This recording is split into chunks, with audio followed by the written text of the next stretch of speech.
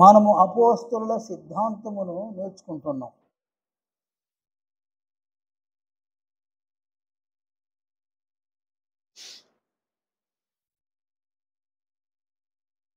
అపోస్తలుల సిద్ధాంతమును అనుసరించిన వారు మాత్రమే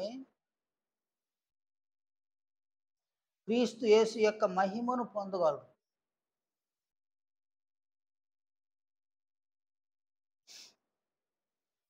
అపోస్తలుల యొక్క సిద్ధాంతమును అనుసరించకుండా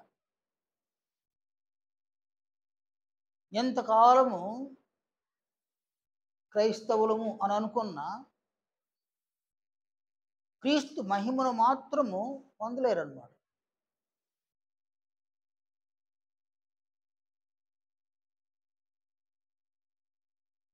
క్రీస్తు మహిమ అత్యంత విలువైనది.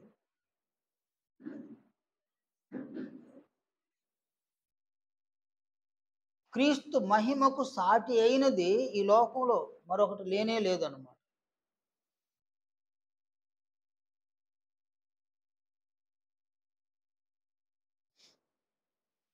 క్రీస్తు మహిమ విలువైనది, అది ఘనమైనది,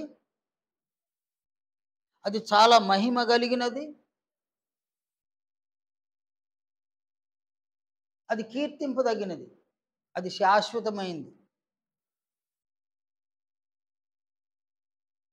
ఎవరైనా పరలోక రాజ్యానికి చేరుకోవాలి అని అంటే క్రీస్తు యొక్క మహిమ అత్యంత అవసరం.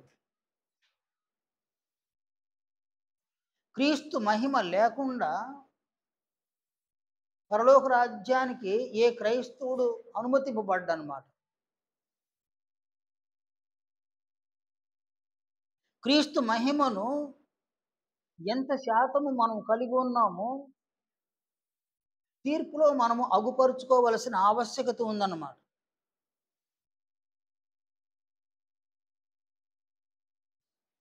అంతిమముగా క్రీస్తు యొక్క మహిమను పొందిన వారు పరలోక రాజ్యం వెళ్ళగలిగే అవకాశం పొందుతారు.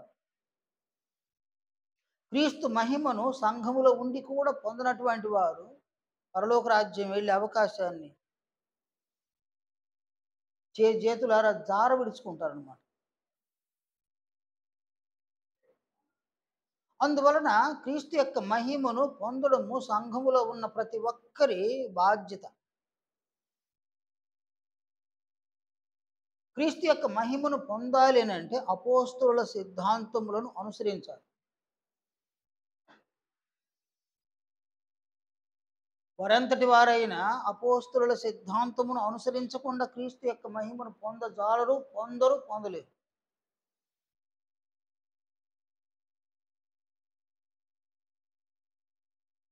అపోస్తలుల సిద్ధాంతమును అనుసరించటం వలన మాత్రమే క్రీస్తు మహిమను పొందే అవకాశాన్ని దేవుడు సంఘంలో ఉంచినాడు. అందువలన అపోస్తలులు ఏం సెలవిస్తున్నారు అని అంటే వారు తమ సిద్ధాంతాన్ని ఇలా తెలియజేస్తున్నారు అన్నమాట. పేతురు తన మొదటి పత్రికలో 4వ అధ్యాయము ఆ మొదటి వచనం ఇలా తన సిద్ధాంతాన్ని ఆయన సంఘంలో తెలియజేసినాడు. పేతురు మొదటి పత్రిక 4వ అధ్యాయము మొదటి వచనం, క్రీస్తు శరీరమందు శ్రమపడెను కనుక మీరును అట్టి మనస్సును ఆయుధముగా ధరించుకొనుడి.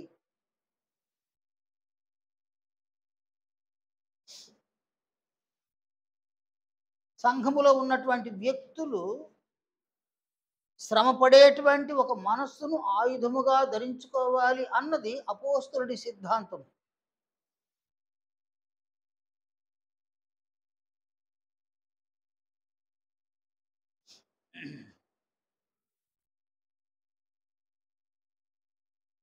శ్రమను అనుభవించేటువంటి ఒక మనస్సును ప్రభువు కలిగి ఉన్నారు. ఆయన శరీరములో ఉన్నప్పుడు శ్రమపడ్డాడు. అలాగుననే సంఘములో ఉన్నటువంటి మనము కూడా శ్రమపడేటువంటి ఈ గొప్ప అవకాశాన్ని దేవుడు సంఘంలో ఇచ్చినాడు, మనకిచ్చినాడు. అందువలన అపోస్తలుడైన పౌలు తాను ఇలా బోధించినాడు సంఘానికి. ఫిలిప్పీయులకు రాసిన పత్రిక 1వ అధ్యాయం చివరి వచనం 30వ వచనం.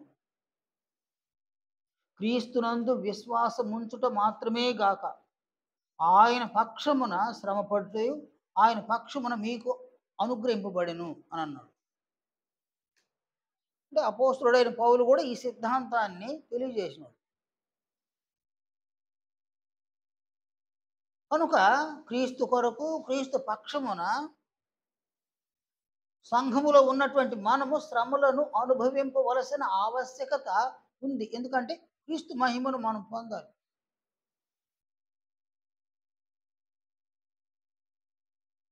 అందువలన శ్రమపడేటువంటి ఒక మనస్సును ఆయుధముగా మనము మన ఆత్మకు ధరించుకోవాలన్నమాట.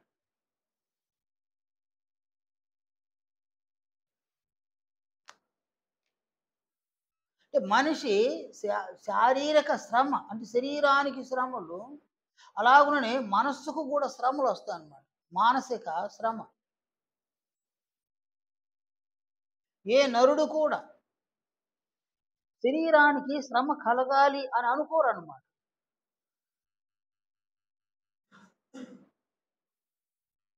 ఏ నరుడు కూడా తన మనస్సు అది శ్రమను కలిగి ఉండాలి అని కూడా కోరుకోడు అనమాట. అంటే మనుషులు శ్రమలను కోరుకోరు. మరి దేన్ని కోరుకుంటారు అంటే సుఖములను కోరుకుంటారు.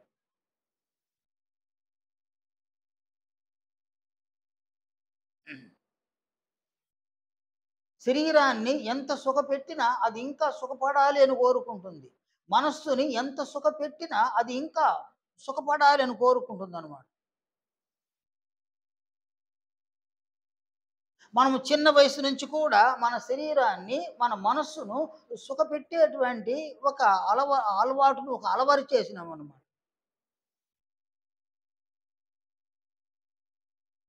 బీదవాడైనా, ధనవంతుడైనా ఎవని స్థాయికి వాడు తన శరీరాన్ని, తన మనస్సును సుఖపెట్టుకోవడమే జీవితంగా మలుచుకున్నారన్నమాట.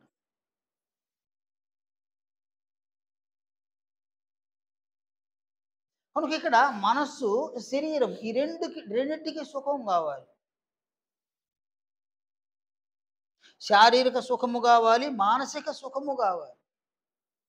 అందువలన మనుషులు శరీరానికి సుఖము ఎక్కడ లభ్యమవుతుందో అక్కడ వాలిపోతారు.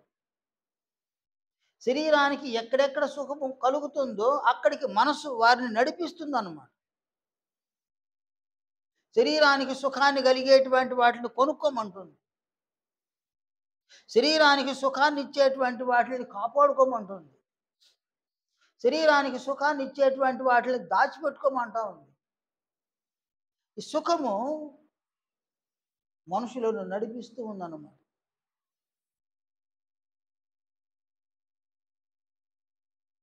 శరీరానికి ఏ మాత్రము శ్రమ రాకూడదు. అలాగే మనస్సుకు కూడా ఎలాంటి శ్రమలు రాకూడదు.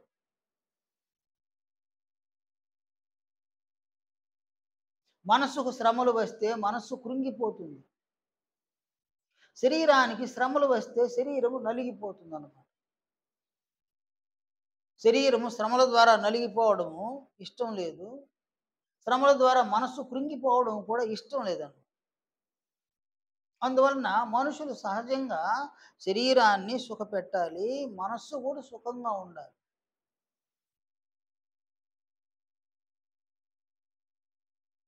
మనము సహితము బాప్తిస్మం పొందేంత వరకు కూడా ఈ శరీర సుఖములను అనుభవించినటువంటి వారమే. అంటే ఎవరి స్థాయికి వారునైనా, ఎవరి స్థాయికి వారు శరీరాన్ని సుఖపెట్టిన వాళ్ళు. నీ శరీరాన్ని నీవు సుఖపెడితే నీ మనస్సుకు ఆనందం. నీ శరీరం సుఖాన్ని పొందకపోతే నీ మనస్సుకు ఆవేదన అన్నమాట. కాబట్టి కోరుకున్న దాన్ని తినాలి, కోరుకున్న దాన్ని ధరించుకోవాలి, కోరుకున్న దాన్ని త్రాగాలి, కోరుకున్న దాన్ని పొందాలి, కోరుకున్న దాన్ని కొనుక్కోవాలి, కోరుకున్న దాన్ని దాచుకోవాలి.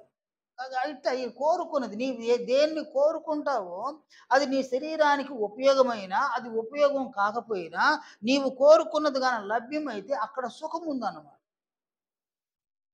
నీవు కోరుకున్నది లభ్యము కాకపోతే అక్కడ సుఖం లేదన్నమాట.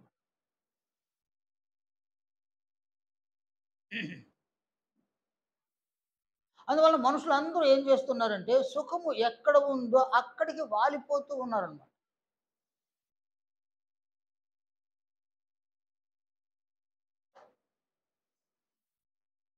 కానీ ఇక్కడ అపోస్తలుని యొక్క సిద్ధాంతం, అపోస్తలుల యొక్క సిద్ధాంతం, క్రీస్తు శరీరమందు శ్రమపడెను గనుక మీరును అట్టి మనస్సును ఆయుధముగా ధరించుకొనుడి అని అన్నాడు. క్రైస్తవులకు మనస్సు అనేది ఒక ఆయుధం కావాలి. ఆ ఆయుధము శ్రమలను అనుభవించేటువంటి ఆయుధంగా మలుచుకోవాలన్నమాట. శ్రమలను ప్రభువు అనుభవించినారు. అలాగనే క్రైస్తవులు శ్రమలను అనుభవించాలి. ప్రభువు శ్రమలను అనుభవించడానికి ఆయన మనసు సంసిద్ధంగా ఒక ఆయుధంగా పనిచేసింది. నీవు సహితము శ్రమలను అనుభవించడానికి నీ మనస్సును ఒక ఆయుధముగా నీవు ధరించుకోవలసి ఉందన్నమాట.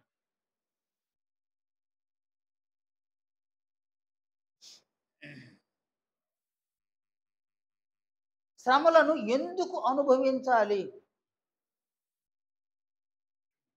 శ్రమలను ఎందుకు అనుభవించాలి?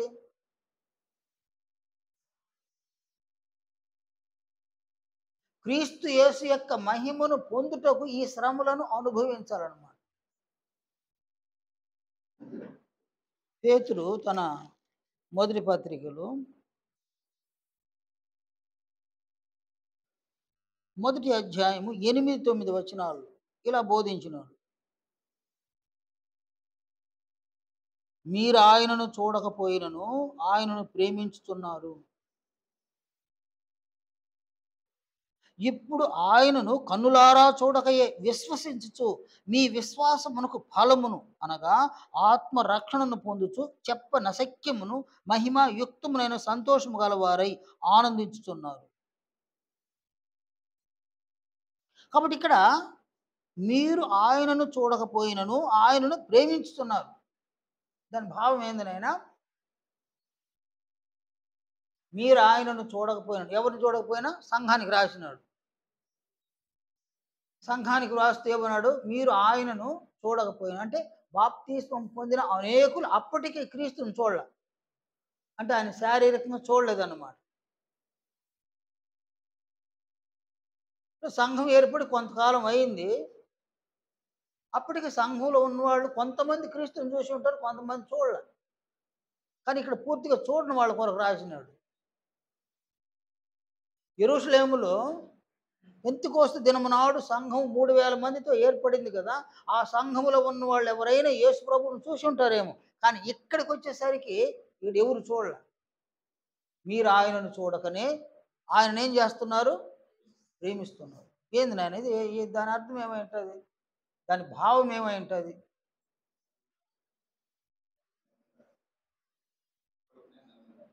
మీరు ఆయనను చూడకయే ఆయనను ప్రేమించుతున్నారు అని చూడలే. ఆయన ఏం చూడలే మీరు, కానీ మీరేం చేస్తున్నారు? ఆయన్ని ప్రేమిస్తున్నారు. ఎలా ప్రేమిస్తున్నారు? కాదైనా చూడక, ఒక మనిషిని చూసి కదా ప్రేమిస్తావు. వీళ్ళు చూడకనే ప్రేమిస్తున్నారు. యేసుక్రీస్తుని ప్రేమిస్తున్నారు అన్నమాట. అది ఎలా సాధ్యం? అది ఒక లేఖనం ఉన్నాయి, యోహాను 14:15 వచనం, మీరు నన్ను ప్రేమించిన యెడల నా ఆజ్ఞలను గైకొందురు. కాబట్టి వాళ్ళు యేసు ప్రభువునేమో చూడలా, ఆయన మీద ఏం కలిగి ఉన్నారు? వాళ్ళు ప్రేమ కలిగి ఉన్నారు. ప్రేమ కలిగి ఉన్నారంటే వాళ్ళు ఏం చేస్తున్నారు అర్థము? ఆయన ఆజ్ఞలను అనుసరిస్తారు. ఆయన ఆజ్ఞలేవి? మీరు ఒకరిని ఒకడు ప్రేమింపవలెననుటయే నా ఆజ్ఞ. ప్రభు సెలవిచ్చినాడు. యోహాను సువార్త 15వ అధ్యాయంలో 12వ వచనంలో, నేను మిమ్మును ప్రేమించిన ప్రకారము మీరు ఒకరినొకడు ప్రేమించవలెననుటయే నా ఆజ్ఞ. కనుక యేసు ప్రభువు యొక్క ఆజ్ఞలను సంఘములో ఉన్న వ్యక్తులు ఏం చేస్తున్నారు? వాళ్ళు అనుసరిస్తూ ఉన్నారు. అంటే యేసు ప్రభువును కన్నులారా చూడల, కానీ ఆయన ఏం చేస్తున్నారు? వీళ్ళు ప్రేమ చూపిస్తున్నారు, ఆయన్ని ప్రేమిస్తున్నారు అన్నమాట. ఆయన ఎక్కడున్నాడు? యేసు ప్రభు వీళ్ళు ప్రేమించేసరికి యేసు ప్రభు ఎక్కడున్నాడు? పరలోకమందు దేవుని యొక్క తండ్రి యొక్క కుడి పార్శ్వంలో ఆసీనుడై ఉన్నాడు. పరలోకములో ఉన్నటువంటి యేసుక్రీస్తుని సంఘములో ఉన్న వ్యక్తులు ప్రేమిస్తున్నారు. అనగా ఆయన ఆజ్ఞలను వాళ్ళు అనుసరిస్తూ ఉన్నారు. ఆయన ఆజ్ఞలను అనుసరించడం వలన, సహోదరులను ప్రేమించడం వలన, సువార్తను ప్రకటించడం వలన, కనికరించడం వలన, క్షమించడం వలన, ఆదరించడం వలన, కృప చూపించడం వలన, దయ చూపించడం వలన క్రీస్తు యేసు యొక్క మహిమను పొందగలిగే విధంగా క్రీస్తు పట్ల వారు ప్రేమను చూపిస్తున్నారు అన్నమాట. క్రీస్తు ఆజ్ఞలను వారు అనుసరిస్తూ ఉన్నారు. నేను ఇక్కడ క్షమించడం అంటే చిన్న పని కాదు. క్షమించడము అనగా చిన్న పని కాదు. ప్రేమించడం అనేది కూడా సులువైన పని మాత్రం కాదు. సంఘములో ప్రభువు చెప్పినాడు, నేను మిమ్మును ప్రేమించిన ప్రకారము మీరు ఒకరినొకడు ప్రేమింపవలెననుటయే నా ఆజ్ఞ అన్నారు కదా. ప్రభువు మీద ప్రేమ కలిగి ఆయన ఆజ్ఞను అనుసరించే ప్రతి ఒక్కరు కూడా ప్రేమను చూపించాలి, సహోదరులను ప్రేమించాలి. అంటే సహోదరులను ప్రేమించడం అనగా అవసరం లేకుండా కాదు, వారి అవసరాలలో ప్రేమను చూపించాలి. కానీ నీవు అవసరాలలో ప్రేమను చూపించాలని కాంక్ష కలిగి ఉన్నావు. అవసరాన్ని బట్టి దయ చూపించాలన్న కాంక్ష కలిగి ఉన్నావు. నీ ఎడల తప్పిదము చేసినటువంటి వారిని క్షమించాలి అన్న కాంక్ష కలిగి ఉన్నావు. దయ చూపించాలని కాంక్ష కలిగి ఉన్నావు. కనికరాన్ని అగుపరచాలని కాంక్ష కలిగి ఉన్నావు. నీలో ఉన్న కాంక్ష నీ ప్రభువు అయిన క్రీస్తు యేసు పట్ల నీకున్న ప్రేమను బట్టి కలిగి ఉన్నావు. కానీ నీకు శ్రమలు వస్తాయి. అంటే ప్రభువు యొక్క ఆజ్ఞను ఎవరు అనుసరిస్తారో వారికి శ్రమలు వస్తాయన్నమాట. ప్రభువు యొక్క ఆజ్ఞను ఎవరు తిరస్కరిస్తారో వాళ్ళు సుఖంగా ఉంటారు. మీరు చూడండి, పాస్టర్లను చూడండి, పాస్టర్లను చూడండి. వాడు దేనికి పనికిరానివాడు ఆయన. వాడు ఎక్కడో ఒక చర్చిలో ట్రైనింగ్ అయి ఉంటాడు. ఆ ట్రైనింగ్ అయిన తర్వాత వాడిని ఏదో ఒక గ్రామంలోనో ఒక పట్టణంలోనో ఒక పాస్టర్గా పెట్టేస్తారు అనమాట. వాడికి ప్రతి నెల కొంత డబ్బులు పంపిస్తూ ఉంటారు.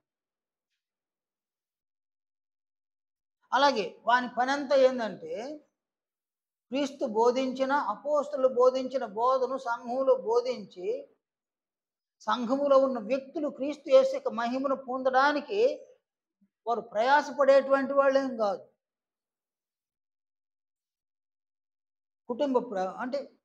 కుటుంబ ప్రార్థన పెడతారు. అక్కడికి వెళ్తే ఎవరికి లాభము? ఆయనకి లాభం. బర్త్డే ప్రోగ్రామ్ అక్కడికి వెళ్తే ఎవరికి లాభము? మ్యారేజ్ డే అక్కడికి వెళితే ఎవరికి లాభము? ఒకడు చచ్చినాడు అక్కడికి వెళితే ఎవరికి లాభము? ఒకటి ప్రేయర్ మీటింగ్ జరిగింది అక్కడికి వెళితే ఎవరికి లాభము? ఎక్కడికి వెళ్ళినా వాడికి లాభం. ఎక్కడి నుంచో కొంత డబ్బు వస్తూ ఉంది, ఇక్కడ నుంచి కొంత డబ్బు వస్తూ ఉంది.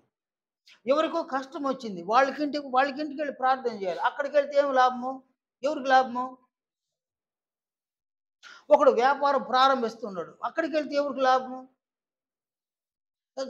ఏ పని చేసినా, ఏ కుటుంబానికి వెళ్ళినా దేంతో ముడిపడిపోయింది? పని డబ్బుతో ముడిపడిపోయింది.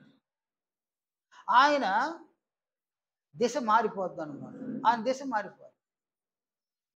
వెంటనే బైక్ కొంటాడు అనమాట. దేవుడు నన్ను ఆశీర్వదించినాడు అని అంటున్నాడు. ఆ తర్వాత చర్చి బిల్డింగ్ పునాది వేసేసినాడు. దేవుడు నన్ను దీవించేసినాడు అని అంటాడు. బిల్డింగ్ అయిపోయింది, ఓపెనింగ్, దేవుడు కనికరించి దీవించేసినాడు. తర్వాత చర్చి బిల్డింగ్ అయిపోయింది, ఇప్పుడు ఈయన బిల్డింగ్ స్టార్ట్ చేస్తాడు అనమాట. దేవుడు ఆశీర్వదించేసినాడు. ఈయన పిల్లలు ఉన్నతమైన విద్యలు అభ్యసించాలి, దేవుడు ఆశీర్వదించినాడు. వాళ్ళ సంఘములు ఎవరిని ఆశీర్వదించదు దేవుడు. నిజమే, వాళ్ళ సంఘములు ఎవరిని ఆశీర్వదించరు, ఇతన్ని మాత్రమే ఆశీర్వదిస్తుంటాడు. ఇతడు మాత్రమే ఆశీర్వాదాలు పొందుతుంటాడు. ఆ సంఘంలో ఉన్నవాళ్ళు 10 సంవత్సరాలైనా అట్నే ఉండారు, 20 సంవత్సరాలైనా అలాగే ఉండాలి. కానీ ఇక్కడ ఏది సుఖమా శ్రమల? సుఖమా? అంత సుఖాలేనే. మీటింగ్లు పెడతారు సేవకులు, భోజనాన్ని కూర్చుంటారు. ఒక ఆయన అంటాడు, ఈ కోడికి గుండె లేదా, ఈ కోడికి లివర్ లేదా, దానికి ఉంటే ఏమి లేకపోతే ఏమినైనా, లివర్ ఉంటే ఏమి లేకపోతే ఏమి, గుండె హార్ట్ ఉంటే ఏమి లేకపోతే నీకు పెట్టింది దాన్ని తినేసిపోయాను. మరి అడిగి మరీ సుఖపడ్డం అన్నమాట. కంటికి సుఖం, నాలుగుకు సుఖం. అయిన వెంటనే కూల్ డ్రింక్స్ కావాలా, సుఖము. అప్పుడు సేవకులను చూడండి, పాస్టర్లు అనే వాళ్ళని చూడండి, ఇంతెంత లాభం ఉంటారు, ఇంతెంత పెద్ద పొట్టలు ఉంటారు. కడుపుకు తక్కువలే వాళ్ళకి, కడుపులు పెరిగిపోయి ఉంటాయి, దేహాలు పెరిగిపోయి ఉంటారు. ఎప్పటికీ సుఖాన్ని మానుకోలేరు. కానీ అపోస్తలుడు మనం చూస్తే వాళ్ళు ఎన్ని శ్రమలు పడ్డారు, ఆహారం కొరకు, వస్త్రాల కొరకు ఎన్ని శ్రమలు పడ్డారు.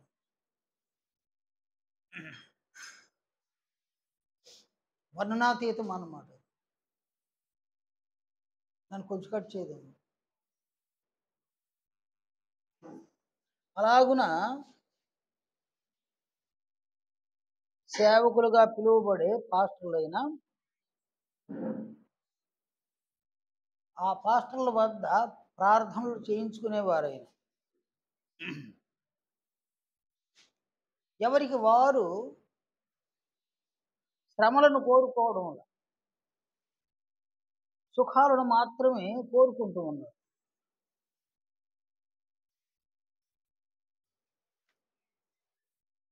సంఘంలో కూడా అలాంటి ఒక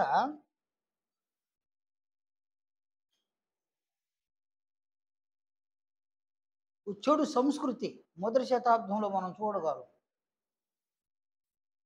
తిమోతికి రాసిన 2వ పత్రిక 3వ అధ్యాయం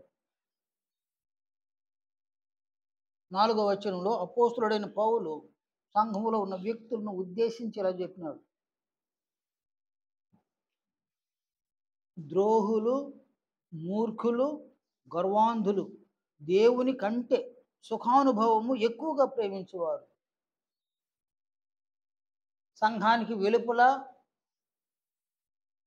సుఖములను అనుభవించేటువంటి తత్వాన్ని మనుషులు కలిగి ఉన్నారు. లూకా సువార్త 16వ అధ్యాయం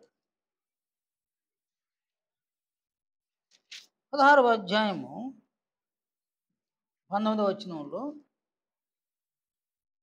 ప్రభువు యొక్క మాటల్లో ఇలా చెప్పినాడు ఆయన: ధనవంతుడు ఒకడుండెను, అతడు ఊదారంగు బట్టలను సన్నపునార వస్త్రములను ధరించుకొని ప్రతి దినము బహుగా సుఖపడుచుండువాడు.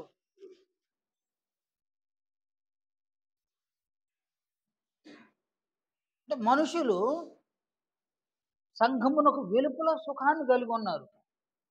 సంఘములో ఉన్న వ్యక్తులు సహితము ఈ సుఖమును వీడలేని పరిస్థితుల్లో సుఖాన్ని పొందాలనుకుంటున్నారు. సంఘానికి వెలుపల ఉన్నటువంటి వ్యక్తులు, వారికి దేవుడు అంటే తెలియదు, వారికి తెలిసిందంతా సుఖాలు. సంఘములో ఉన్న వ్యక్తులకు దేవుడు అంటే తెలుసు, యేసు ప్రభువు అంటే తెలుసు. కానీ వీరికి కలిగినటువంటి ఈ సుఖాన్ని ఆయన ఏం రాసినాడంటే దేవుని కంటే సుఖానుభవాన్ని ఎక్కువగా ప్రేమించేవారు అన్నాడు.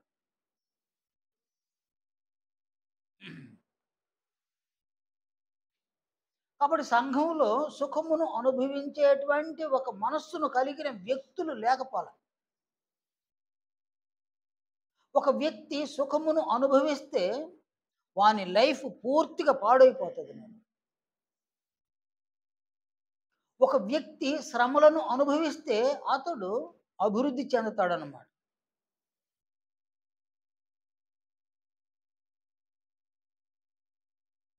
ఒకడు శ్రమపడి విద్యను అభ్యసించినాడు, వాడు అభివృద్ధి అవుతాడు. ఒకడు శ్రమపడి వ్యవసాయం చేసినాడు, వాడు అభివృద్ధి అవుతాడు. ఒకడు శ్రమపడి ఒక వ్యాపారం చేసినాడు, అతడు అభివృద్ధి అవుతాడు. అంటే ఏ పనిలోనైనా శ్రమ పడితే వారు అభివృద్ధి చెందుతారు. సుఖమును కోరుకునేటువంటి వాడు ఒక పనిలో నిలుకడగా ఉండడు అన్నమాట. ఆ మనస్సు నిలుకడగా ఉండదు. ఆ పనిని అతడు చెయ్యడు. అతడికి సుఖమే ఇష్టం. కష్టపడి పని చేయడం, శ్రమపడి పని చేయడం ఇష్టం లేదు. అందువలన అతడైనా ఆమె అయినా ఏ పనిలోనూ రాణించలేరన్నమాట. తిరిగి చూస్తే అభివృద్ధి అటు ఉంచితే అధమ పాతాళానికి దిగిపోతారు. అందువలన శ్రమలను అనుభవించడం అనేది మన ప్రభువు యొక్క మనస్సు. అలాగే మనము సహితము శ్రమలను అనుభవించేటువంటి ప్రభువు యొక్క మనస్సును ఆయుధముగా ధరించుకోవాలి. కనుక శ్రమలు ఎలా వస్తాయి అనంటే, ప్రభువు యొక్క ఆజ్ఞలను నీవు అనుసరించాలి అన్న కాంక్ష నీలో ఉంటే శ్రమలు వస్తాయి. ఈ కాంక్షే లేకపోతే శ్రమలు రావు.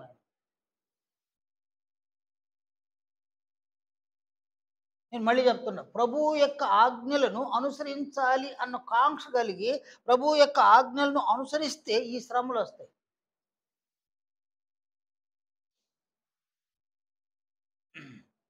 ప్రభువు యొక్క ఆజ్ఞలను అనుసరించకపోతే ఈ శ్రమలు రానే రావన్నమాట.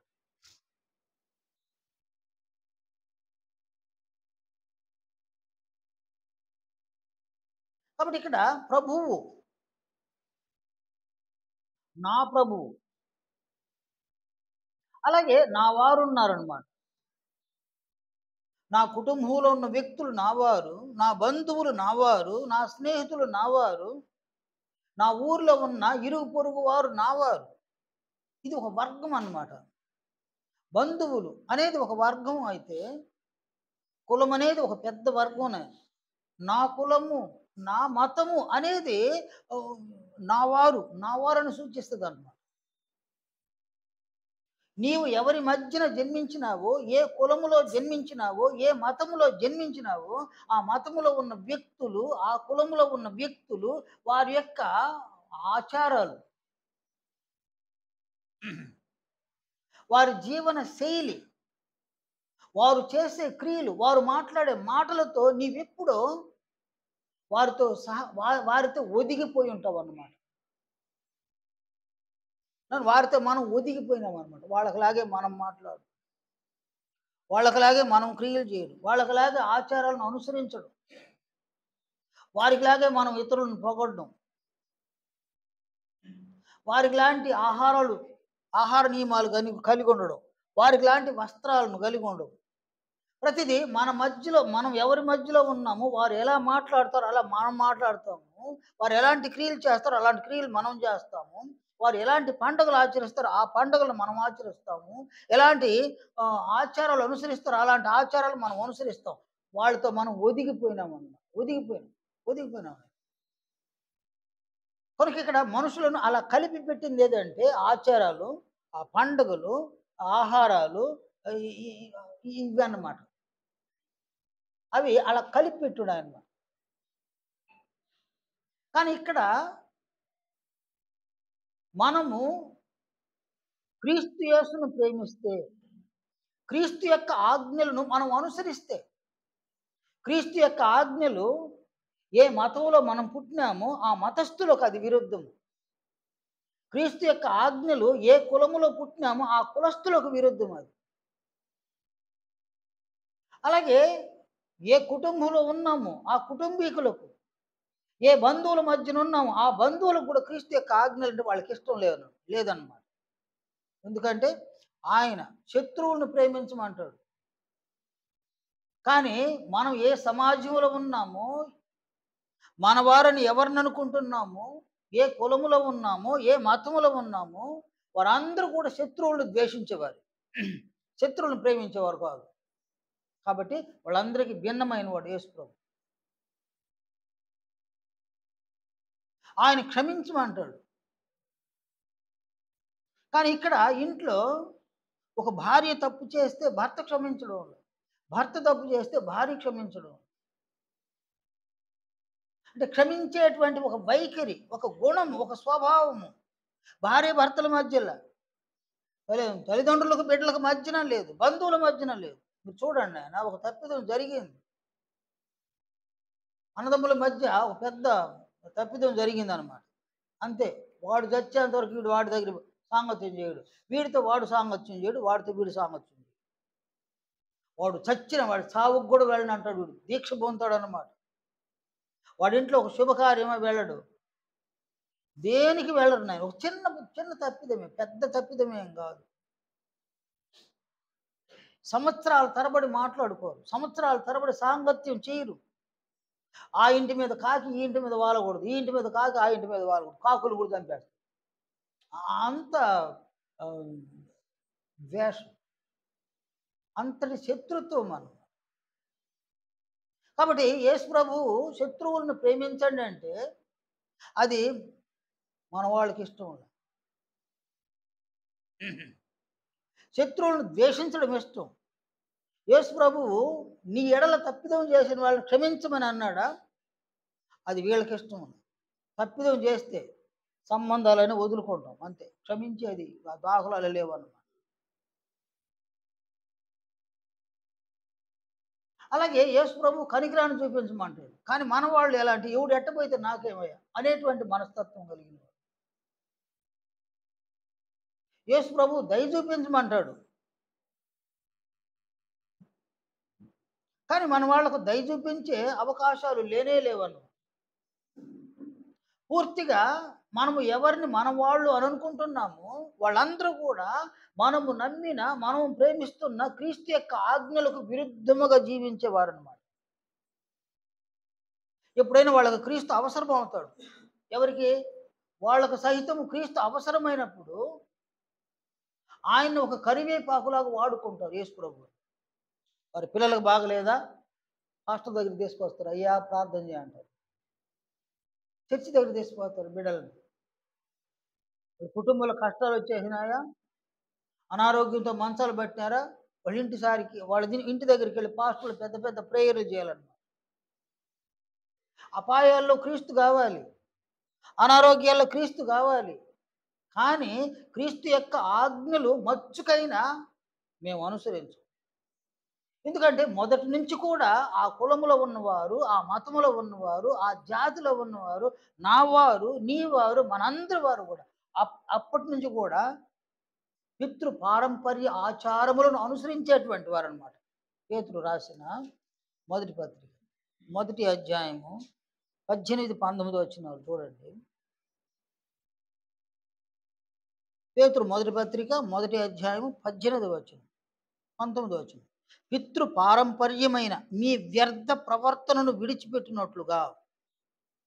అంటే పితృ పారంపర్యంగా వచ్చిన వ్యర్థ ప్రవర్తన వ్యర్థమైతే వ్యక్తిత్వము వ్యర్థము, ప్రవర్తన వ్యర్థమైతే స్వభావాలు వ్యర్థము, గుణాలు లక్షణాలు ఇవన్నీ కూడా వ్యర్థము. ప్రవర్తన వ్యర్థమైతే అతడు పొందినటువంటి ఆ వ్యక్తిత్వమే వ్యర్థమను. వ్యర్థమైనటువంటి వ్యక్తిత్వాన్ని మూటగట్టుకునే విధంగా వ్యర్థ ప్రవర్తనను మన పితరులందరూ అనుసరించినారన్నమాట. ప్రవర్తన వ్యర్థమైందనమాట. ఒకడు దొంగతనం చేసినాడు, అది వాని ప్రవర్తన, ఆ ప్రవర్తన వాని వ్యక్తిత్వాన్ని డ్యామేజ్ చేసింది.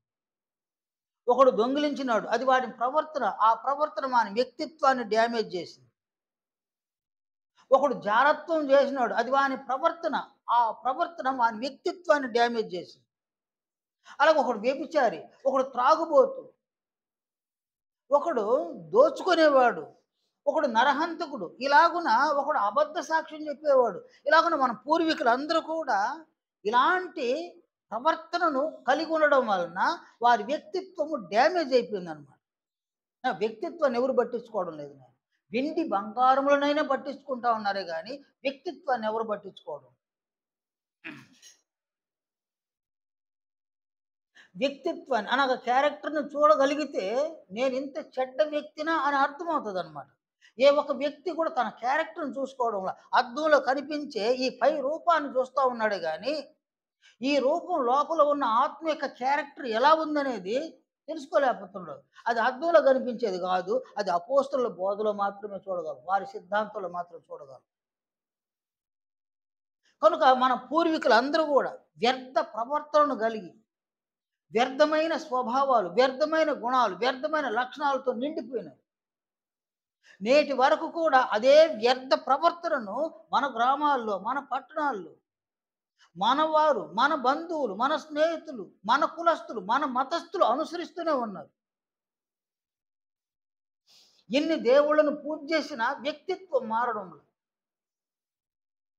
ఎన్ని నియమాలు పాటించినా క్యారెక్టర్ మారడంలో, ఎన్ని పండుగలను ఆచరించిన ఏమాత్రము తన క్యారెక్టర్ ఎంత పతనమైపోయిందో అర్థమే కావడం లేదన్నమాట. కనుక క్యారెక్టర్ పతనమైనటువంటి ఆ వ్యక్తుల మధ్యన క్రీస్తు యేసు యొక్క ఆజ్ఞలు వాళ్ళకి భిన్నంగా అనిపిస్తాయన్నమాట. క్రీస్తు ఆజ్ఞలు వాళ్ళకి భిన్నం అన్నమాట. వారి మధ్యన బాప్తిస్మం పొందినటువంటి వ్యక్తులుగా మనమున్నాం. మనం ఏ కుటుంబంలో ఉన్నామో మన కుటుంబంలో నేను బాప్తిస్మం పొందున్నానా చాలా మంచిది. కానీ నా కుటుంబంలో నా భార్య అయినా, నా పిల్లలైనా, నా తల్లిదండ్రులైనా బాప్తిస్మం పొందని పరిస్థితి కనుక ఉంటే ఒక ఒక మనుషునికి వాని కుటుంబీకులే. ఎందువలన అది వరకు వాళ్ళకు అనుకూలంగా నడుచుకున్నాడు, వాళ్ళకు అనుకూలంగా ప్రవర్తించినాడు, వాళ్ళకు అనుకూలంగా మాట్లాడినాడు, వాళ్ళకు అనుకూలమైన క్రియలు చేసినాడు. ఇప్పుడైతే ఆయన చూడకయే ఆయన ఏం చేస్తున్నాడు? ఆయన చూడకే ఆయన్ని ప్రేమిస్తే ఆయన ఆజ్ఞలు ఏం చేయాలి? అనుసరించాలి. ఆయన ఆజ్ఞలు ఎక్కడ అనుసరించాలి? సంఘములో సహోదరులను ప్రేమించాలి, సంఘంలో శత్రువులను ప్రేమించాలి, సంఘంలో క్షమించాలి. కాబట్టి ఇది వరకు నీ ప్రేమను పొందుతూ ఉన్నటువంటి వారు ఇప్పుడు నీ ప్రేమను ఆ కుటుంబంతో సంబంధం లేనటువంటి సంఘంలో ఉన్న వ్యక్తుల మీద ప్రేమను చూపించడం వలన వాళ్ళు ఎలా అంగీకరిస్తారు? శ్రమ అక్కడ ప్రారంభమవుతుంది.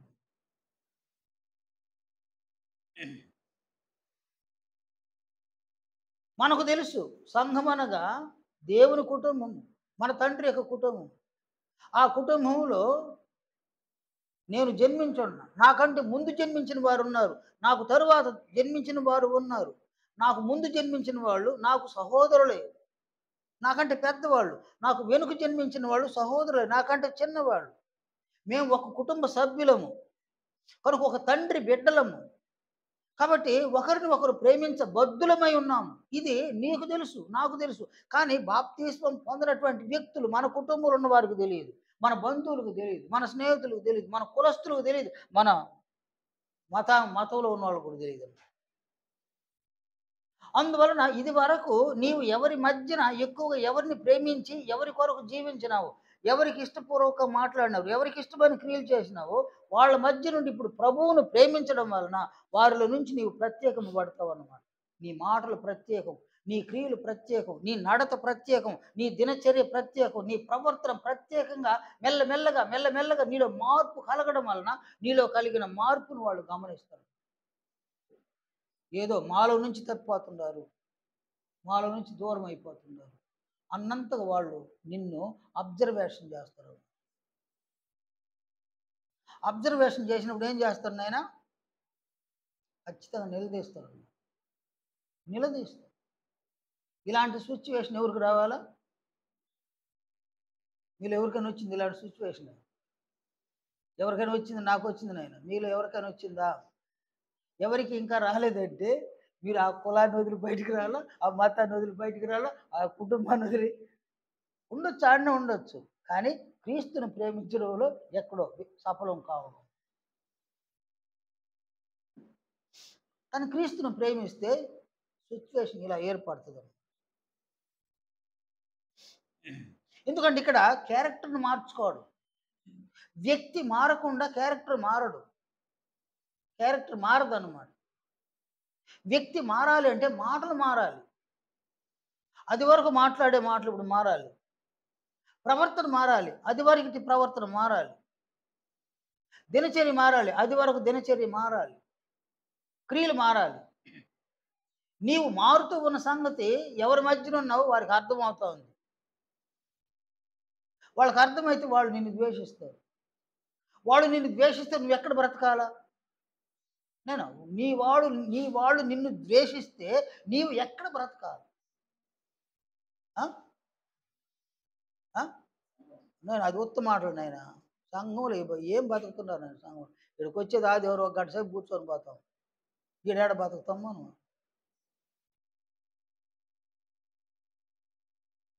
నా ప్రవర్తన మారింది, నా మాటలు మారినాయి, నా దినచర్య మారింది. వాళ్ళకి అర్థమైంది, వాళ్ళకి అర్థమైపోయింది.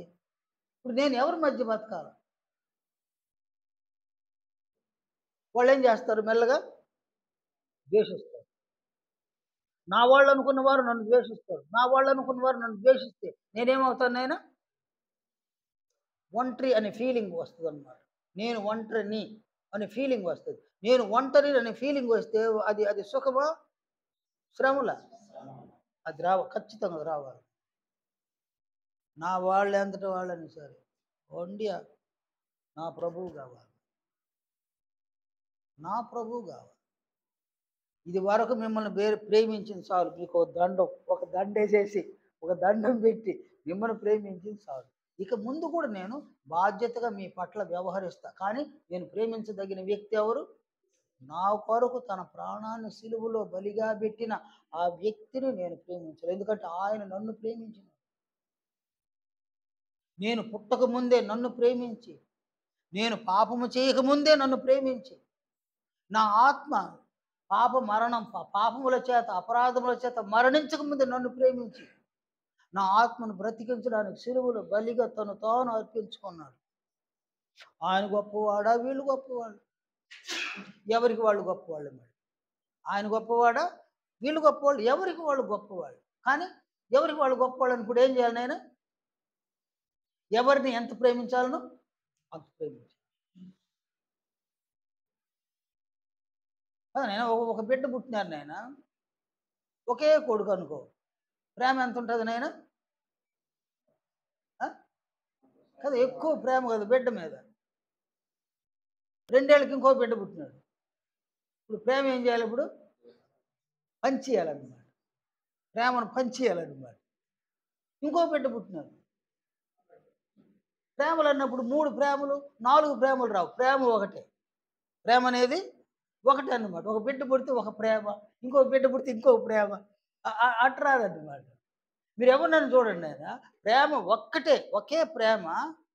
ఆ ఒక్క ప్రేమను ఒక బిడ్డ పుడితే ఆ బిడ్డ మీద చూపిస్తారు. రెండో బిడ్డ పుడితే రెండో బిడ్డ మీద ఆ ప్రేమను పంచుతారు. 3 బిడ్డలు పుడితే ముగ్గురికి ఒక ప్రేమను పంచుతారు. 4-5 మంది పుడితే 4-5 మంది కూడా ఆ ప్రేమను పంచుతారు. పంచేస్తారు. అంటే ఏం చేస్తారాడ? బ్యాలెన్స్ చేస్తారనమాట. ప్రేమను బ్యాలెన్స్ చేస్తారనమాట. ఆడబిడ్డ కానీ నేను ఆ బిడ్డకి పెళ్లి చేయాల్సి వచ్చేసింది. ఏం చేస్తారు నాయన? 5 లక్షలు 6 లక్షలు అప్పులు చేసి కూడా పెళ్లి చేస్తారనమాట. ఎందుకంటే ఆ బిడ్డ మీద చూపించవలసిన ప్రేమ అది. కొడుకుంటాడు, నాకు ఇన్ని లక్షలు అక్కకు ఖర్చు పెట్టేసినావు, లేక చెల్లెలికి ఇన్ని లక్షలు ఖర్చు పెట్టేసినావు అంటే ఏం చెప్తాడు? ఒక పిచ్చోడా, ఆడబిడ్డ కదా, పోయిన దగ్గర క్షేమంగా ఉండాలి కదా. ఆ బిడ్డ మీద చూపించాల్సిన ప్రేమను చూపించాలి. మళ్ళీ ఇంకొక బిడ్డకి పెళ్లి చేయాలి. ఏ బిడ్డ మీద ఎంత ప్రేమ చూపించాలనో అంత ప్రేమను చూపించేస్తారు అన్నమాట. తల్లిదండ్రుల ప్రేమ నాకెక్కువ లభ్యం కాలేదని అలిగే బిడ్డలు లేకపోవాలి. మళ్ళీ నన్ను ఎక్కువగా ప్రేమించలేదు, వాడినే చూస్తారు, వీడినే చూస్తారు, వాడినే చూస్తారు, ఆ ఎక్కనే చూస్తారు, ఆ చెల్లెళ్ళే చూస్తారు, నన్ను చూడలేదు అనేటువంటి ఆ ఆలోచన బిడ్డలు ఏర్పడడానికి కారణము తల్లిదండ్రుల యొక్క ప్రేమ తనకు కొదువైందేమో అన్నటువంటి భయము, దిగులు అన్నమాట. దిగులుతో భయంతో మాట్లాడే మాటలే, నన్ను చూడడం లేదు మీరు, నన్ను పట్టించుకోవడం లేదు మీరు. కానీ తల్లిదండ్రులు ఏం చేస్తారు, నేను అందరినీ సమానంగా ప్రేమిస్తూ ఉంటారు. ఇంకొక ముఖ్యమైన విషయం అంటే ఇద్దరు బిడ్డలు ఉన్నా, ముగ్గురు బిడ్డలు ఉన్నా, నలుగురు బిడ్డలు ఉన్నా, ఒక తండ్రి అయినా ఒక తల్లి అయినా అందరి మీద ప్రేమ చూపించిన ఒక బిడ్డ మీద ఎక్కువగా ప్రేమ చూపిస్తారు. కొంచెం ఎక్కువగా ప్రేమ చూపించి తల్లిదండ్రులు లేకపోలేదన్నమాట. అది ఇక ఏంటంటే ప్రేమను సమానంగా మనం చూపించగలుగుతాం అన్నమాట. కానీ ఇక్కడ క్రీస్తు మీద మనకున్న ప్రేమ ఆయన ఆజ్ఞలను మనల్ని అనుసరించమంటది.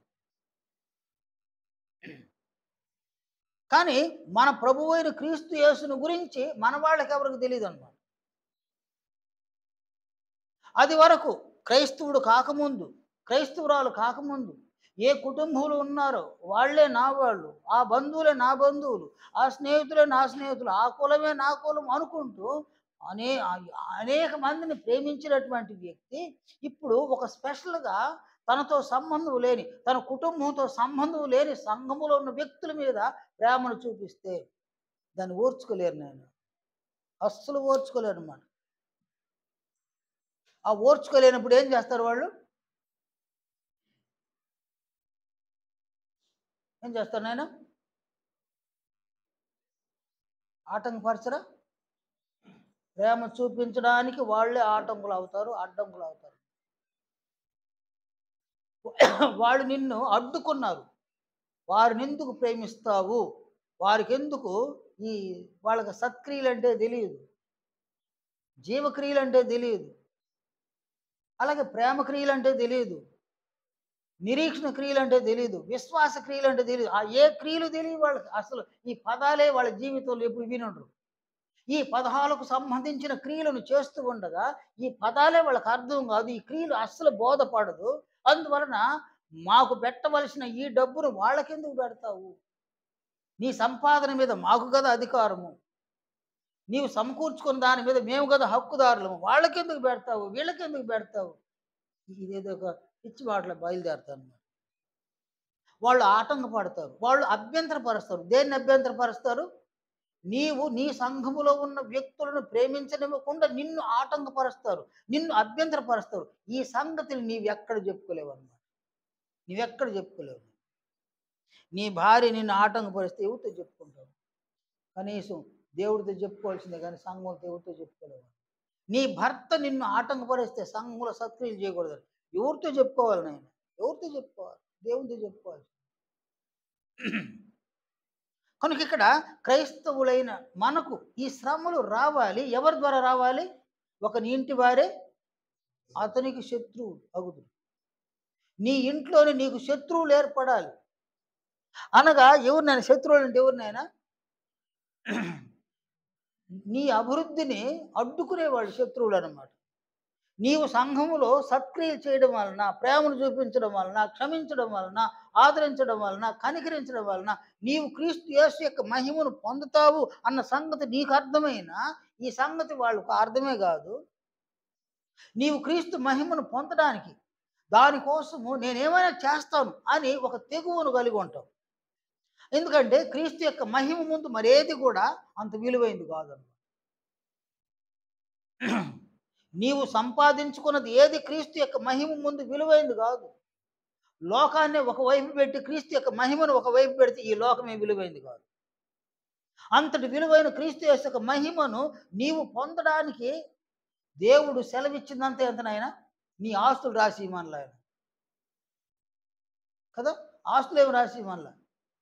అవకాశం దొరికినప్పుడు ఒక సత్క్రియ చెయ్యి, అవకాశం దొరికిందా సువార్తను ప్రకటించు, అవకాశం దొరికిందా క్షమించు, అవకాశం దొరికిందా కనికరించు, అవకాశం దొరికిందా దయ చూపించు.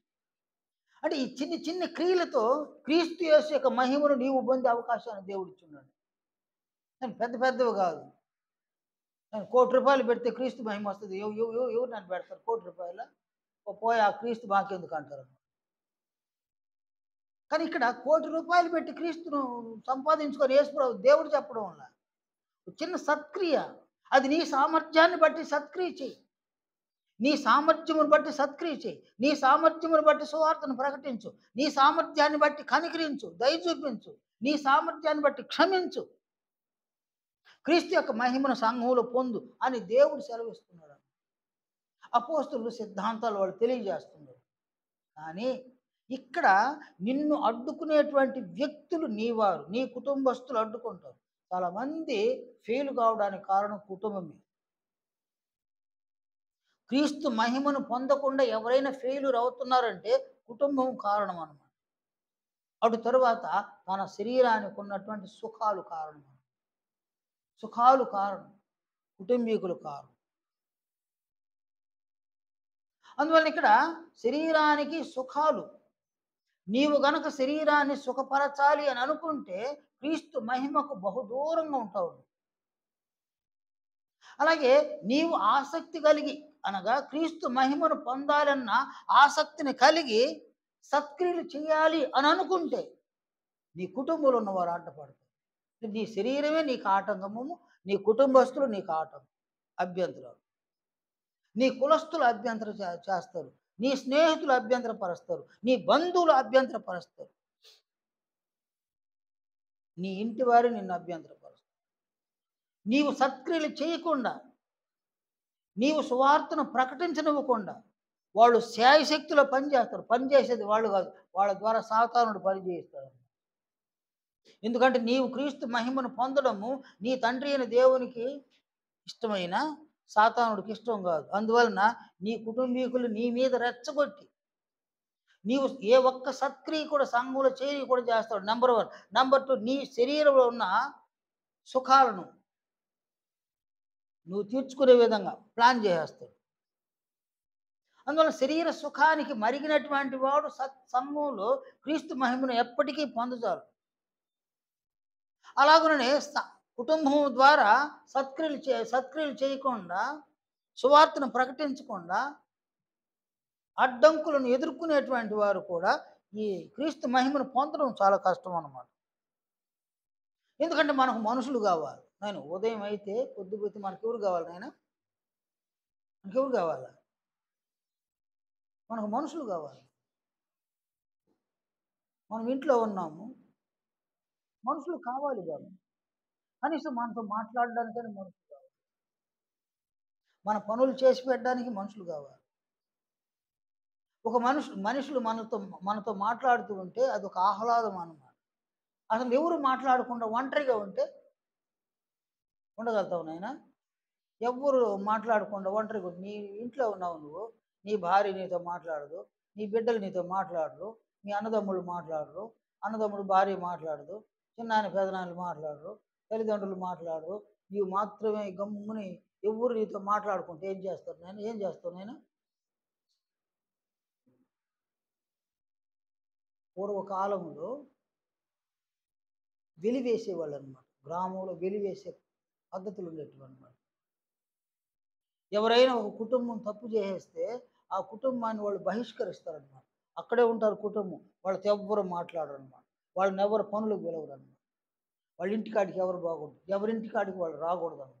ఏంది నాయనదా? ఆ కుటుంబం ఎలా ఉండగలుగుతుంది? ఆ కుటుంబం ఉండలేక వాళ్ళు ఏడ్చుకునేసి రాత్రిగా ఊరు వదులుకొని వెళ్ళిపోతారనమాట. ఆ ఇల్లు అలాగే పాడుబడిపోద్ది అనమాట. ఎక్కడో పోసి అట్లా అయిపోతారు వాళ్ళు. పూర్వకాలం. ఇప్పుడైతే అది లేదులే, వెలివేయడాలు ఇప్పుడు లేనే, బహిష్కారం, సంఘ బహిష్కారం ఇప్పుడు లేనే లేదన్నమాట. ఎవరింటికి వాడు పెద్ద అని బతికేస్తున్నారు ఇప్పుడు. అలాగే నీ కుటుంబంలో ఉన్నవారు నీతో మాట్లాడలేదంటే నీవు ఎలా ఉండగలుగుతావు? నేనైనా ఇప్పుడు నువ్వు ఒక సత్క్రియ చేయాలంటావు, నువ్వు సంఘంలో నీ భార్య ఒప్పుకోలే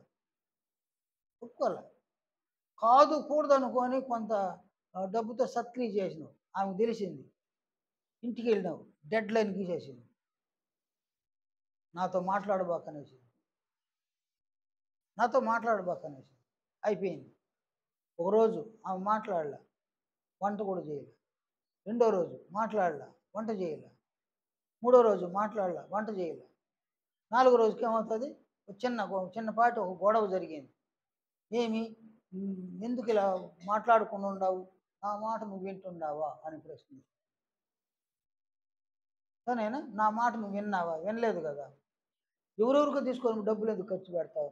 ఇంట్లో బిడ్డలు ఉన్నారు కదా, ఇలా ఖర్చు పెట్టచ్చు కదా, అట్టెందుకు ఖర్చు పెడతావు అని మళ్ళీ నిలదీసేది. మళ్ళీ చిన్నపాటి గొడవ వచ్చేది. అప్పుడు ఏం చేసింది ఆమె? బిడ్డలను తీసుకొని వాళ్ళ అమ్మగారికి పోయింది. నువ్వేం చేయాలి నాయన? ఏం చేస్తావు?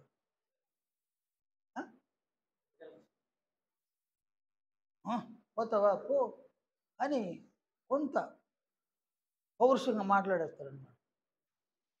మగవాడు భలే పౌరుషంగా మాట్లాడతాడు. పో పో అంటాడు. కోపం వస్తే నా ఇల్లు వదిలిపో అంటాడు. ఇల్లు వదిలిపోయేసరికి నీకు తెలియదు అన్నమాట. ఇల్లు వదిలిపో, నా ఇల్లు నా ఇల్లు అంటాడు. ఇల్లు వదిలిపో, మీ అమ్మింటికి పో అంటాడు. ఆమె వెళ్ళిపోయింది. ఇప్పుడు ఏం చేయాలి? ఎక్కడ తినాలి? తమ్ముడు ఉన్నాడు అనుకో, నా ఏం భయపడి బాగనా, ఏం నీకేనా, మేము వంట చేస్తాం, మన ఇంట్లో తిన్నాను కదా. సరే తమ్ముడు ఉన్నారు, భోజనం పెడతాడు అనుకున్నావు. ఒక పూట భోజనం, 2 పూటలు భోజనాలు, 3వ పూట సంకటంగా ఉండదు ప్రాణానికి. ఏందిరా ఈ అన్యాయం అని అంటూ ఉంటుంది అన్నమాట. అంత లోపల ఆమెకి ఆమెకి బాధ కదా, ఆమె భర్త మీద నీకు వండేసేది కష్టం అంటే, నీ బిడ్డలకు వండేసేది కష్టం అంటే, వాళ్ళు మీ అన్నని తీసుకొచ్చి ఎగేస్తున్నావు, నేను నా కష్టం నువ్వు చూడడం లేదు, ఇంతమందికి వండేయడానికి నేనేమైనా చాకరికి ఎత్తినా, ఎందుకైనా నన్ను పెళ్లి చేసుకుని నువ్వు మీ అన్నను పోయి ఆయన భార్యను తీసుకొచ్చుకోమాను, అంత మాత్రం చెప్పలేవు నువ్వు, నా మీద పడి ఆడుస్తున్నారు మీరందరూ కలిసి. ఈ మాటలు నేను, ఈ కథలన్నీ వెళ్తాడు. అతడు నీకు చెప్పుకోలేక, అంటే ఏం చెప్పలేక, మా ఇంట్లో తినబాక అని చెప్పలేక కదా, అంతే కదా. వాడు లోపల లోపల నలిగిపోతుంటాడు. విషయం అర్థమైంది. ఇప్పుడే ఆడ తినాలి కుదరదాన్ని. ఇక్కడ తినలేండి, ఇక్కడ తినలేము. నువ్వు హోటల్లో పోయి 2 రోజులు తిన్నావు, ఊర్లో అంత పెద్ద పుకారు, హోటల్లో సాப்பிட்றாబ్బా, హోటల్లో సాப்பிட்றாబ్బా, గమ్మునుండరు. ఒకడు వస్తాడు, నేనైనా ఏం చెప్పేలా వెళ్ళిపోయింది అంటాడు. ఆమె పోయితే పోతుంది, వీళ్ళు అడిగేదే మనకు సూటిపోటు మాట్లాడనమాట. ఏం నీ భార్య వెళ్ళిపోయిందంట, ఏమైంది రే, ఎందుకు దరివేసినావు అంటారు. వెళ్ళిపోయిందేమో ఆమె, బిడ్డలు తీసుకొని నువ్వెందుకు దరివేసినావు ప్రశ్నలు వేస్తారు. ఈ ప్రశ్నలు సూటిపోటు బాకుల్లాగా దిగుతుంటారు. అందరికీ సమాధానం చెప్పాలి. లేదు పెద్దనైనా, లేదు చిన్న అయినా, మా మధ్య చిన్న గొడవ వెళ్ళిపోయింది, ఎవడు నమ్మడానికి, ఎవడు నమ్మ. చివరిలో ఎక్కడ వాపునైను, నేనేదో ఒక చిన్న కార్యం సంఘంలో చేసినాను, దాన్ని బట్టి అడుగుతుంది అంటే, నిజమే కదరా ఆ అమ్మాయి అడిగేది అంటారు వాళ్ళు. వాళ్ళందరూ కూడా ఏమంటారంటే, ఆ అమ్మాయి అడిగేది నిజమే, నువ్వు సంపాదించిందంతా ఎత్తుకు ఆడబెట్టేస్తే ఏడా ఈయన పెట్టింది ఎంత కాదు అనేది కొంచెం పెట్టినాడు. ఆమె ప్రచారం ఎట్టుంటుంది, అంతా పెట్టేసినాడు, అంతా పెట్టేసినాడు ప్రచారం. నువ్వు సంపాదించింది అక్కడ ఎవరికి పెట్టేస్తే బిడ్డలు ఏం కావాలా, నీ భార్య ఏం కావాలా, ఆ అమ్మాయి చెప్పేది రైటే కదా అని అందరూ సమర్థిస్తారు.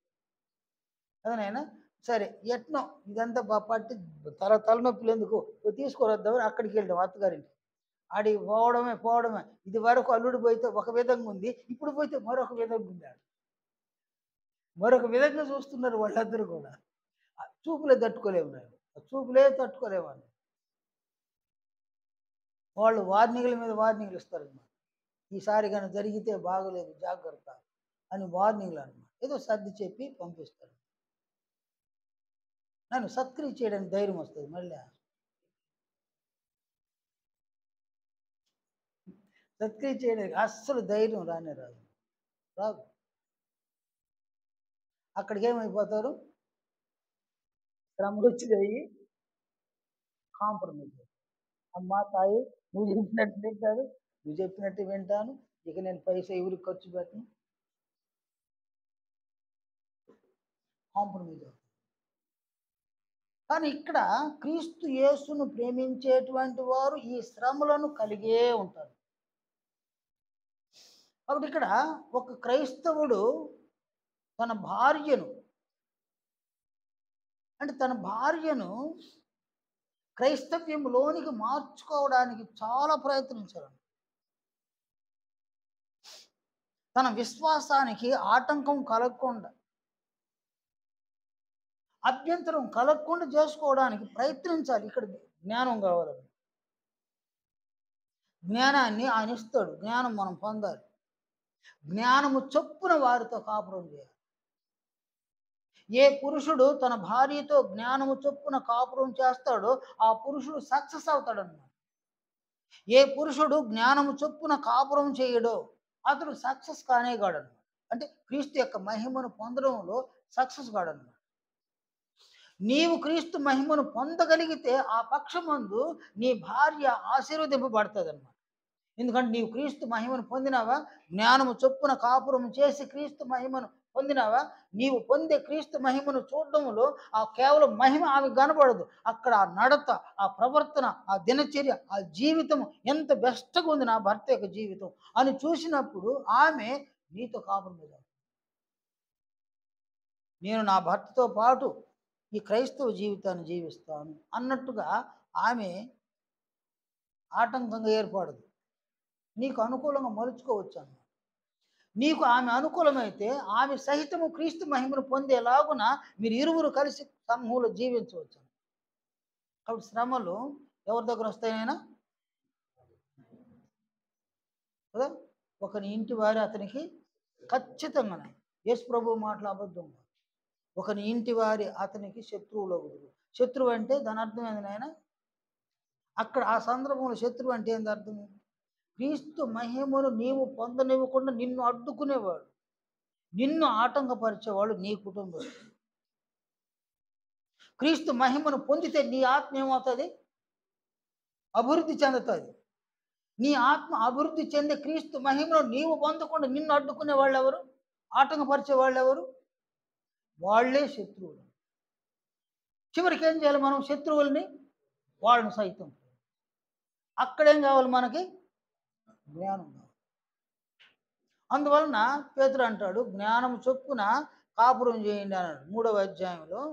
ఆయన 7వ వచనంలో జ్ఞానము చొప్పున కాపురం చేయండి అన్న ఆయన 4వ అధ్యాయం 1వ వచనం ఏమంటాడు? ఆయన క్రీస్తు శరీరం మందు శ్రమ పడను కదా, గనుక మీరును అట్టి మనసును ఆయుధముగా ధరించుకోండి అన్నాడు. కాబట్టి భార్యతో జ్ఞానంగా కాపురం చేస్తే అదే జ్ఞానమును మనం కలిగి ఉంటాం. కాబట్టి వాళ్ళు మనకు శత్రువులైనా మనం వాళ్ళని ఏం చేస్తాము?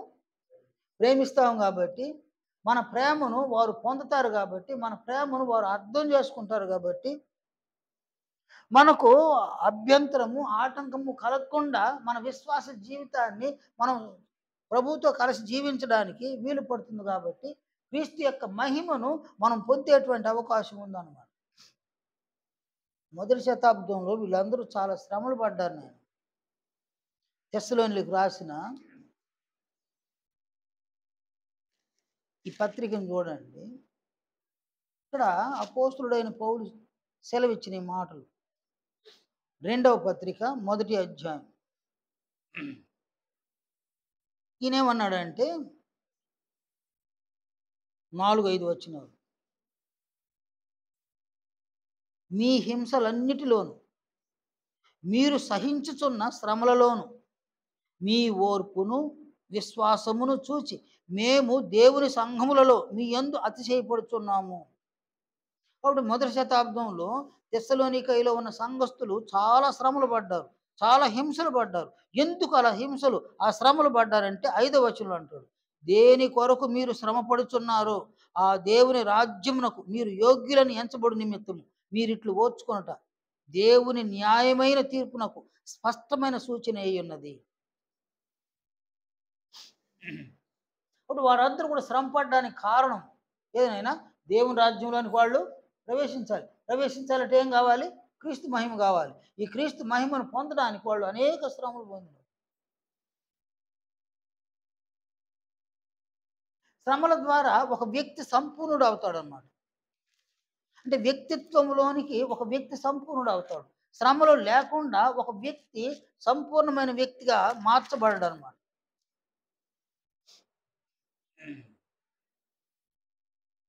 హెబ్రీ పత్రిక 2వ అధ్యాయము 10వ వచనంలో హెబ్రీ 2వ అధ్యాయం 10వ వచనం. ఎవని నిమిత్తము సమస్తమును ఉన్నవో, ఎవని వలన సమస్తమును కలుగుచున్నవో, ఆయన అనేకులైన కుమారులను మహిమకు తెచ్చుచుండగా, వారి రక్షణకర్తను శ్రమల ద్వారా సంపూర్ణునిగా చేయుటకు ఆయనకు తగును. ఎవరినైనా వారి రక్షణకర్త ఎవరినైనా, మన రక్షణకర్త ఎవరు? యేసు ప్రభు. యేసు ప్రభువుని శ్రమల ద్వారా సంపూర్ణునిగా చేయుటకు ఎవరికి తగును? దేవునికి తగును. కాబట్టి శ్రమలలో ఆయన ఒక వ్యక్తిని సంపూర్ణమైన వ్యక్తిగా తయారు చేస్తాడు దేవుడు. ఎందుకంటే ఈ శ్రమలలో ఏమొస్తుంది? ఓర్పు వస్తుంది, సహనం వస్తుంది, దీర్ఘశాంతం వస్తుంది. ఇవి ఎవరి గుణాలు? ఇవి క్రీస్తు యేసు యొక్క గుణాలు, దేవుని గుణాలు. శ్రమలు లేకుండా ఓర్పు, సహనము, దీర్ఘశాంతం ఇవేవి రావు, మచ్చుకైన రావు అన్నమాట. శ్రమల ద్వారా క్రీస్తు యేసు యొక్క గుణలక్షణ స్వభావాలను మన వ్యక్తిత్వంలోనికి మనం చేరవేసుకోగలం.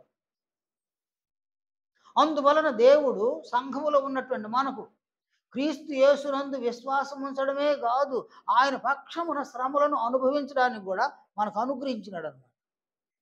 శ్రమలను ఆయన మనకు అనుగ్రహించడానికి గల కారణము క్రీస్తు యొక్క మహిమను మనం పొందడానికే ఈ శ్రమలు మనకు సంఘములు అనుగ్రహించినవి. ఈ శ్రమలు అనున్నవి ఇవి ఆశీర్వాదాలు, దేవుని యొక్క ఆశీర్వాదం. శ్రమలు అనేది అనేకులు శాపాలుగా భావిస్తూ ఉన్నారు. కాదు కాదు, సంఘములో శ్రమలు శాపమైతే కాదు, కానీ ఇది ఆశీర్వాదం. ఈ ఆశీర్వాదం వలన ఈ శ్రమలను సహించినామంటే, ఈ శ్రమలను భరించినామంటే, ఓర్పు, సహనము, దీర్ఘశాంతము ఇవి క్రీస్తు యొక్క గుణలక్షణ స్వభావాలు మన వ్యక్తిత్వంలోనికి చేరవేయబడతాయి.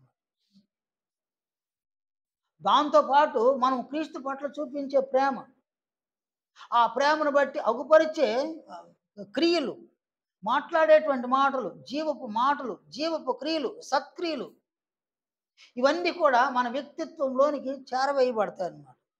ప్రేమ అనే స్వభావం, కనికరం అనే స్వభావం, దయ అనే స్వభావం, క్షమించే స్వభావం, ఆదరించే స్వభావం, క్రీస్తులో ఉన్న, దేవునిలో ఉన్న గుణలక్షణ స్వభావాలన్నీ మన వ్యక్తిత్వంలోనికి చేరవేసుకొని మనం క్రీస్తు యొక్క మహిమను పొందడానికి సంఘములో ఆశీర్వాదాలుగా ఈ శ్రమలను దేవుడు పెట్టినాడు.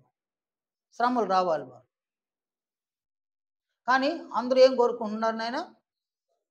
అందరూ సుఖాలే కోరుకుంటున్నారు నాయన. కదా నాయన?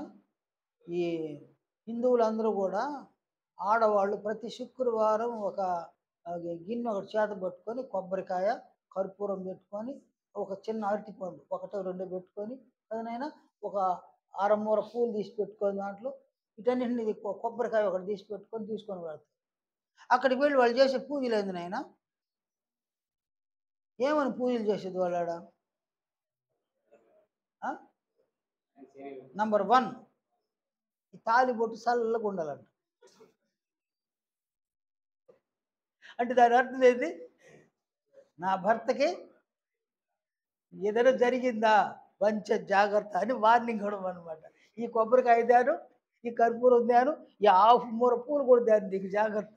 ఇది వార్నింగ్ల మీద వార్నింగ్లు అనమాట. నా భర్త అంటే నా తాళిబొట్టు చల్లగా ఉండాలి. ఫ్రిడ్జ్లో తీసి పెడితే చల్లకూడదా?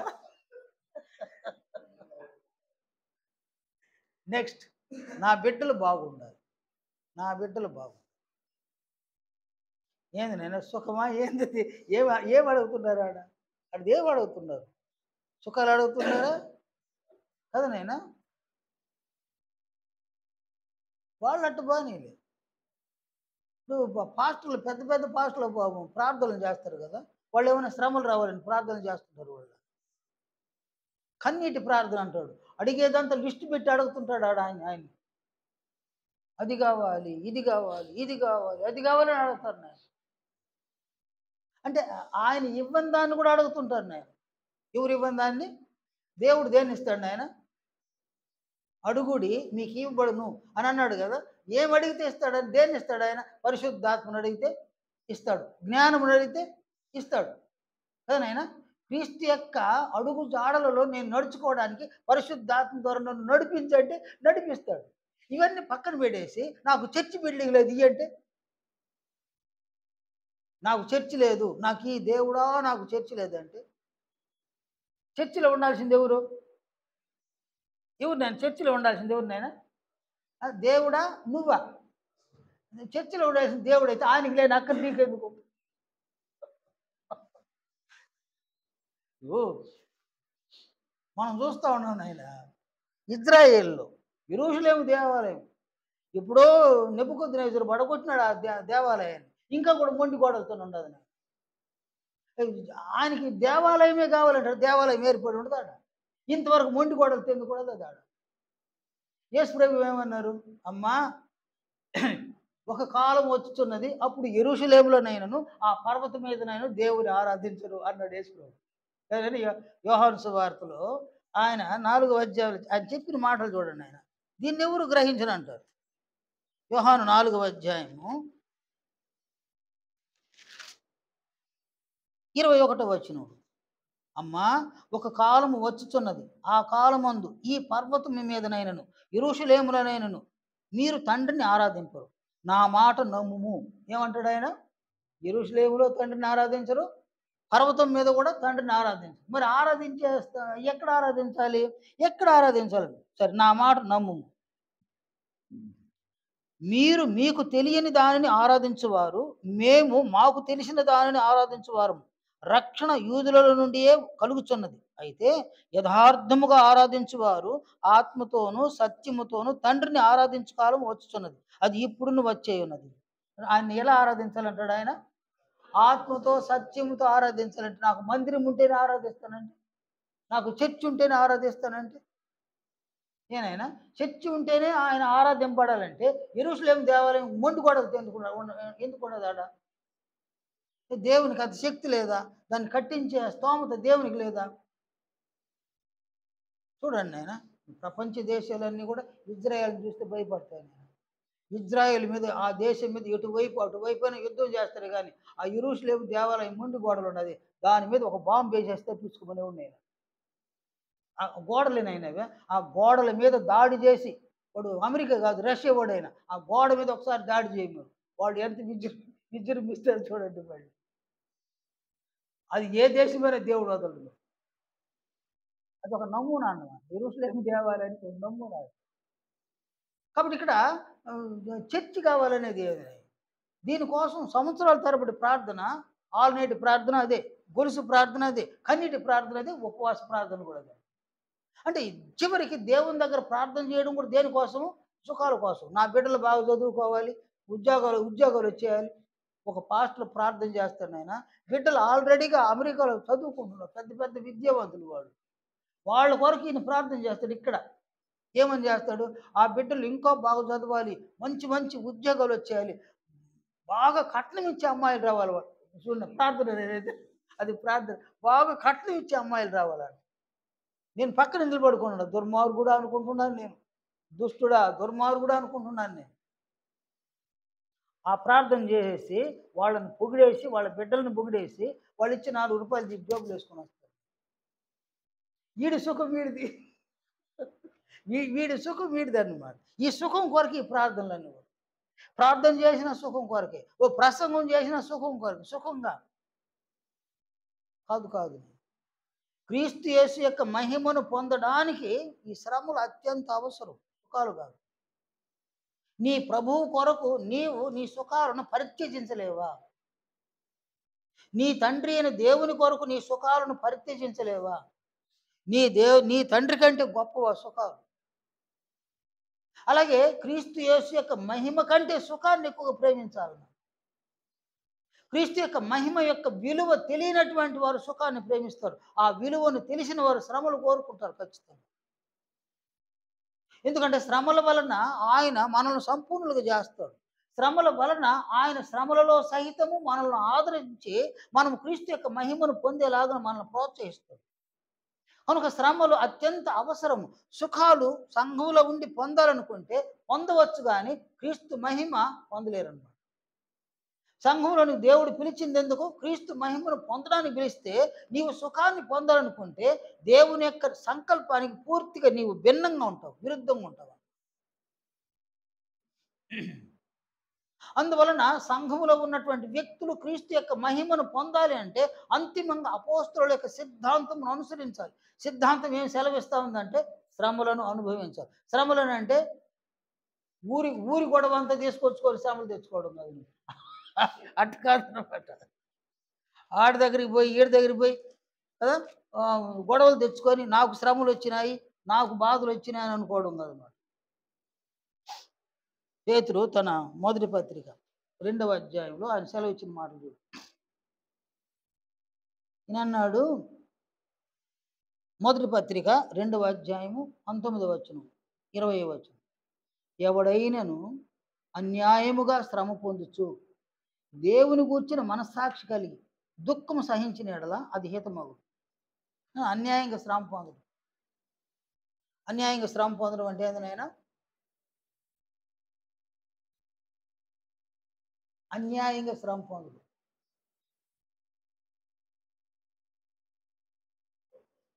ఎవరు చెప్తారా? అన్యాయంగా శ్రమ పొందడం. న్యాయంగా శ్రమ పొందడం అంటే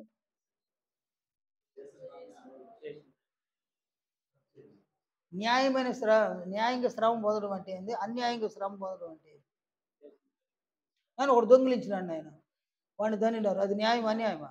అది న్యాయమా? వాడు ఒక దొంగతనమే చేయలే, వాడు దొంగిలించినాడని వాడిని కొట్టినారు. ఇది న్యాయం అన్యాయమా? నీవు దొంగతనమే చేయలే, నీవు దొంగతనం చేసినావు, నీ మీదకి వచ్చినారు. నీవు అబద్ధమే చెప్పలా, నీవు అబద్ధం చెప్పినారు, నీ మీదకి వచ్చినారు కదా. ఇలా నీ మీదకి వచ్చి పడి నీవు అబద్ధం చెప్పినావు, నువ్వు దొంగతనం చేసినావు, నువ్వు మోసం చేసినావు అని అన్యాయంగా నీ మీద పడి నీ మీద నిన్ను శ్రమ పెట్టినారు. ఇలాంటి శ్రమను ఏం చేయమంటాడు ఈయన పేతురు? దీనివల్ల ఇలాంటి శ్రమ వల్ల ఏం కలుగుతుంది నాయన? దుఃఖం వస్తుంది అన్నమాట. కాబట్టి అక్కడ ఎలాంటి మనసాక్షి ఉంటుంది ఈ వ్యక్తిలో? అసలు అబద్ధమే చెప్పలా, దొంగతనమే చేయలా, మోసం చేయలా, కానీ అబద్ధం చెప్పినావు, దొంగిలించినావు, మోసం చేసినావు అని అంటున్నారు. ఏం కలుగుతుంది నాయన? దుఃఖము. కానీ మనస్సాక్షి ఎలా పనిచేస్తుంది? ఎవరు మనస్సాక్షిడా? దేవుని కూర్చున్న మనస్సాక్షి. అంటే దేవుని కూర్చున్న మనస్సాక్షి అంటే నేను ఏ నేరం చేయలేదు, నేను ఏ నేరం చేయలే, నన్ను గురించి వీళ్ళు చెడ్డగా అపార్థం చేసుకొని మాట్లాడుతున్నారు అని అనుకున్నప్పుడు మనకి ఆ దుఃఖాన్ని మనం సహిస్తే అది మనకెంత మేలు అన్నమాట. పిలాతు ముందు యేసుప్రభు నిలబెట్టినారు. నాయన ఏమి నేరం చేసినారు? ఆయన నిలబెట్టినారు. ఆయన ఎవరికి ద్రోహం చేసినాడు? ఎవరికి మోసం చేసినాడు? ఎవరికి అన్యాయం చేసినాడు? ఎవరిని చెరిపేసినాడు? ఏం చేసినాడు? ఆయన ముందు నిలబెట్టినారు. కాబట్టి ఆయన ఏమంటాడు? పిలాతు ఏమంటాడు? కాళ్ళు ఎగరేసి నిన్ను విడిపించడానికి నాకు అధికారం ఉంది, నిన్ను శిక్షించడానికి నాకు అధికారం ఉంది అంటాడు. ఈయనేమంటాడు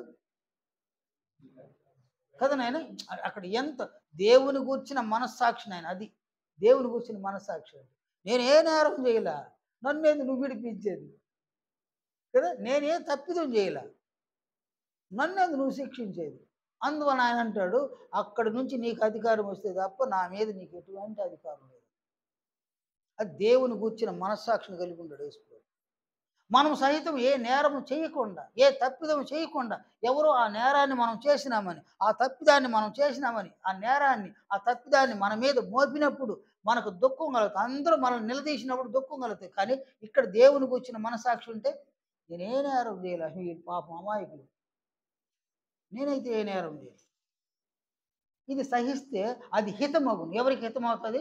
ఆయనకి హితం అవుతుంది, మంచిది అవుతుంది అంటాడు. 20వ వచనం, తప్పిదమ్మునకై దెబ్బలు తినినప్పుడు మీరు సహించిన ఎడల మీకేం ఫలం? తప్పు చేసేసినాడు, ఏనైనా దొంగతనం చేస్తా దొరుకున్నాడు, కొడుతున్నారు, ఇప్పుడు కొట్టినారు. ఇప్పుడు ఈయన స్టైల్గా యేసు ప్రభు కోసం నేను దెబ్బలు తిన్నాను అంటే యేసు ప్రభు దొంగిలించమన్నాడా? దొంగిలించేసి దెబ్బలు తిన్నాడు. కానీ మనుషులకు డంబాలు ఉంటాయన్నమాట. డంబాలు అనేది ఉంటుంది మనిషికి. నువ్వు తప్పు చేసినా కూడా అంగీకరించడు అనమాట. తప్పు చేసిన వాడు నేను తప్పు చేసినాను అని అంగీకరించడు మనిషి తత్వమే అంతే.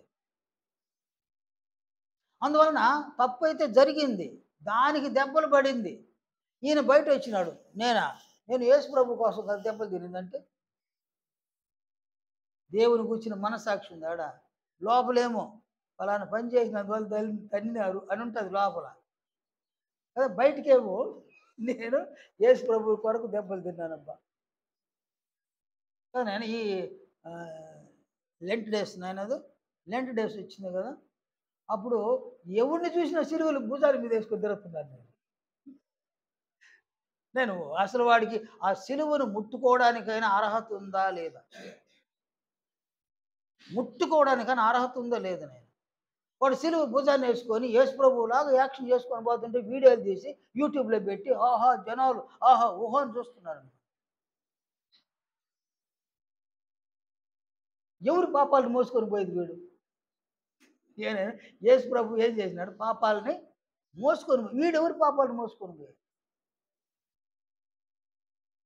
ఇవి ఎంత కూడా ఎట్టుందంటే అది క్రీస్తును అవమానపరిచినట్ట, ఆయన గణపరిచినట్ట.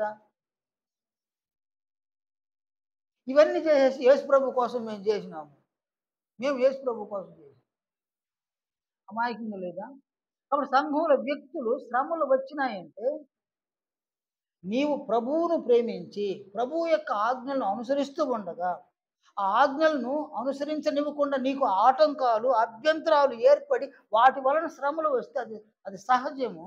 అలా కాకుండా నీవు తప్పిదాలు చేసి నీవు దొరుక్కొని నీవు శ్రమ పడుతూ ఉండగా నేను దేవుని కోసం శ్రమ పడ్డాను, ప్రభువు కోసం శ్రమ పడ్డాను, ఇవన్నీ కూడా కథలు నేను. దాని వలన క్రీస్తు మహిమ రాకపోగా సాతానుడు వచ్చి నీ హృదయంలో నీ మనసులో టెస్ట్ వేసుకొని కూర్చుంటాడు. వాడి రూపం నీలో నుంచి పోనే పోదని.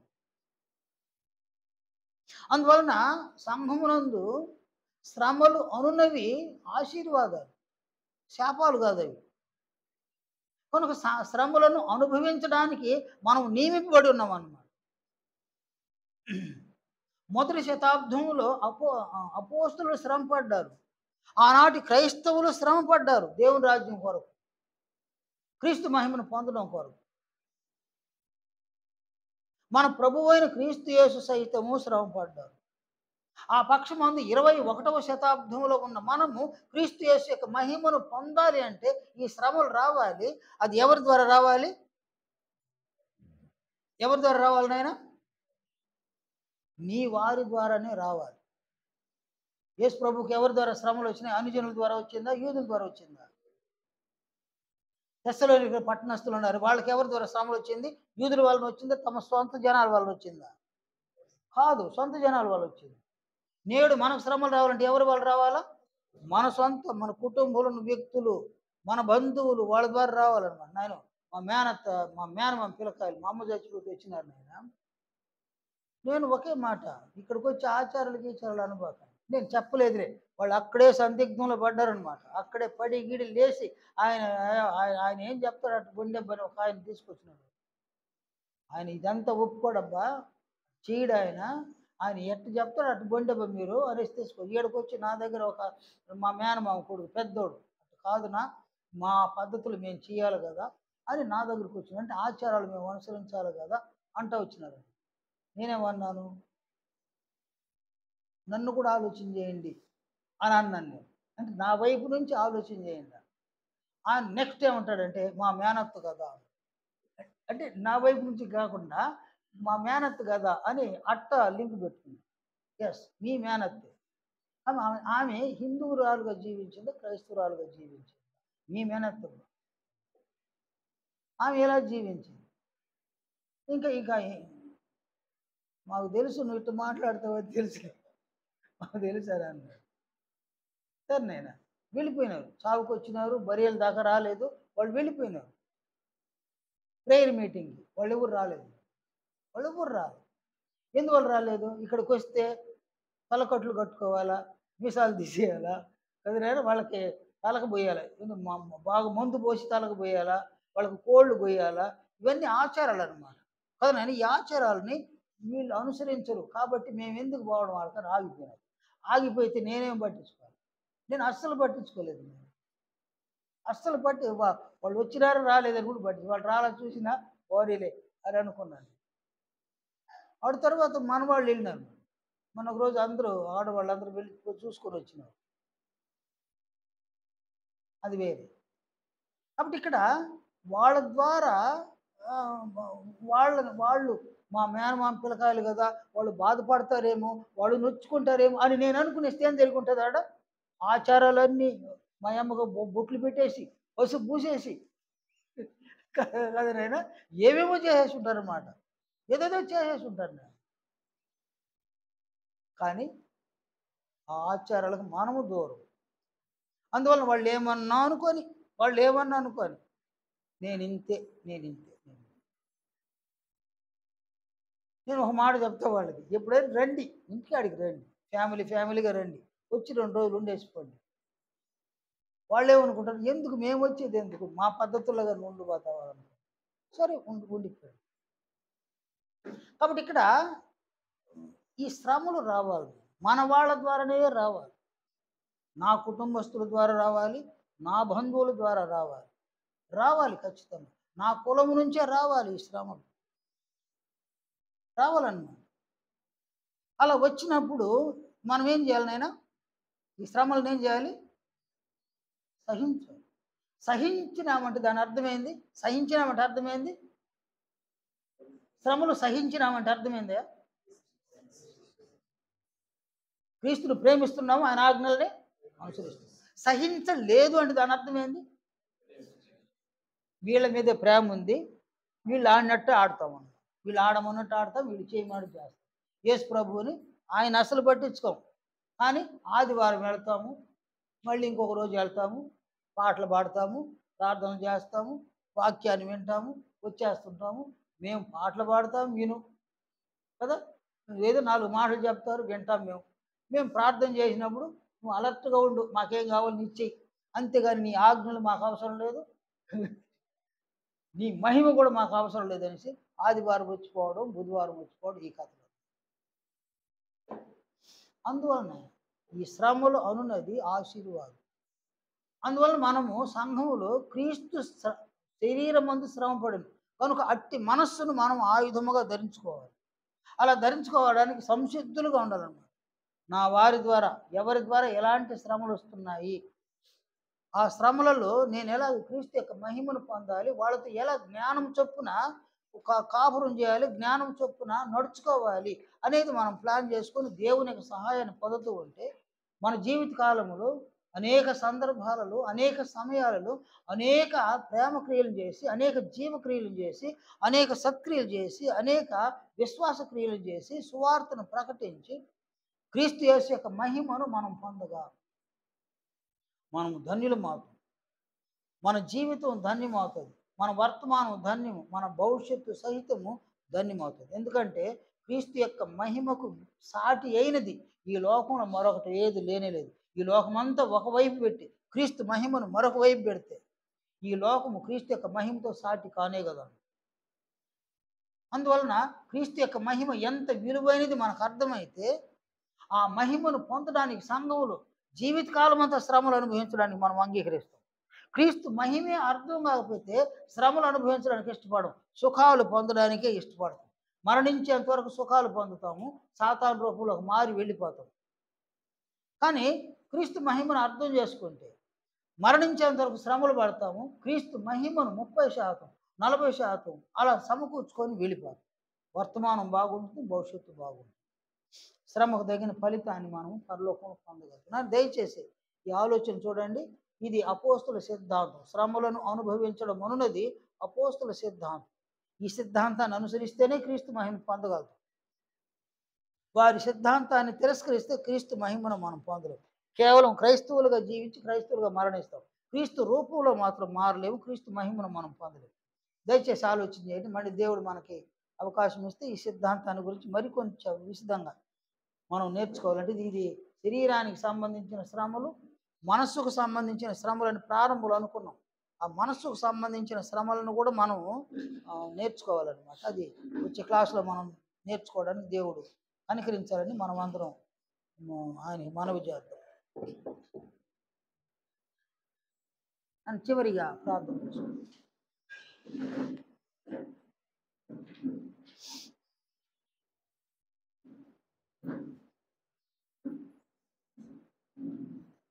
పరిశుద్ధుడైన మా తండ్రి, మహామహిమ కలిగిన మా నాయన, మరొకసారి మీ సముఖంలోనికి మమ్మల్ని చేర్చి మీ కుమారుని యొక్క మహిమను మేము పొందుటకు వీలుగా మా ఈ జీవితంలో ప్రభువుతో కలిసి ఎన్ని శ్రమలను అనుభవించి ప్రభు యొక్క మహిమను మేము పొందగలము మాకు నేర్పించినందుల కొరకు మీకు స్తుతులు స్తోత్రములు చెల్లిస్తున్నాము.